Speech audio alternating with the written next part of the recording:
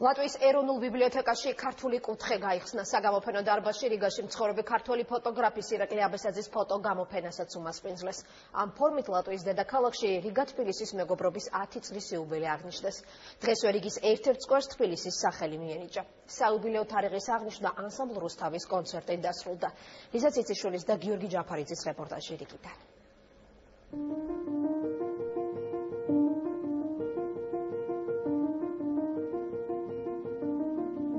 ეროვნული ბიბლიოთეკის შენობა რიგის შუაგულში წლების წინ ლატვიელმა არქიტექტორმა დააპროექტა და ნაგებობას შუშის მთა დაარქვა. გადმოცემის მიხედვით შენობის თავში ყველაზე მაღალ ადგილზე მდინარე მზეთუნ ახავს ძინავს, რომელიც ტყვეობიდან რაინდმა უნდა დაიხსნას.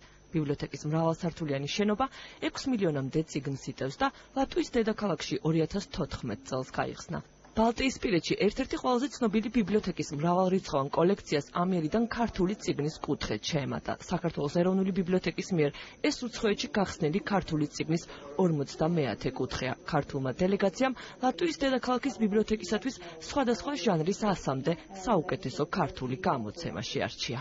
აქ არის მაგალითად მოქვის სახარება, ეს ძველებური ხელნაწერის ასლი არის, ქართული დამწერლობის ტიპოგრაფიკა, ისტორია, თანამედროვეობა, ესეთი წიგნი არის. ჩვენი არქეოლოგიური, თქვათ, დიდი მცხეთის არქეოლოგიური სახელმწიფო მუზეუმის ნაკრძალის კოლექცია. აქ არ ჩამოდიოდა ქართული წიგნი და გვინდა რომ იყოს რამდენიმე 10,000-იანი კოლექცია. ჩვენს ბიბლიოთეკებს შორის მეგობრობა ჯერ კიდევ წლების წინ დაიწყო. ლატვიელებს ძალიან უყვართ საქართველოში მოგზაურობა და ამიერიდან საქართველოზე მეტი ინფორმაცია ლიტერატურის მეშვეობით უფრო ხელმისაწვდომი გახდება.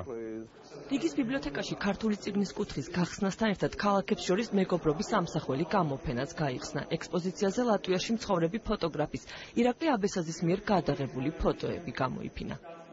რიგისა და თბილისის მეგობრობის 10 წლის იუბილე ღია ცისქვეშ სკვერშიც აღნიშნეს და მეგობრობის აღსანიშნავად ქალაქის ერთ-ერთ სკვერს თბილისის სახელი მიანიჭეს. ჩვენ სიმბოლურად აქ დავდგეთ ხეები, მათ შორის ვაზი და გარკვეული პერიოდის მერე ეს ტერიტორია მოეწყობა და თბილისის სახელობის სკვერი გაჩნდება რიგაში და საპასუხოდ ჩვენ ვფიქრობთ, რომ ასევე რიგის სახელობის სკვერი არსებობდეს თბილისში.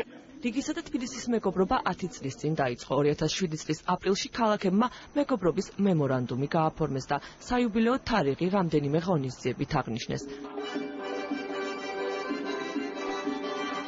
დასკვნითი ნაწილი კი ანსამბლ რუსთავის კონცერტი იყო, რომელიც კონგრეს სუნამის დარბაზში გაიმართა. გასაოცარი კონცერტი იყო, ფანტასტიკური. ერთი კითხვა მაქვს, როგორ შეიძლება ამდენი ენერგია დახარჯოს სცენაზე და ამდენი მაყურებელი ასე მონუსხო. დიდი მადლობა, ემოციებით სავსე ვარ. რიგა თბილისს შორის მეგობრობის 10 წლის საიუბილეო დღეების შემდეგ რიგელებს თბილისში ელოდებიან.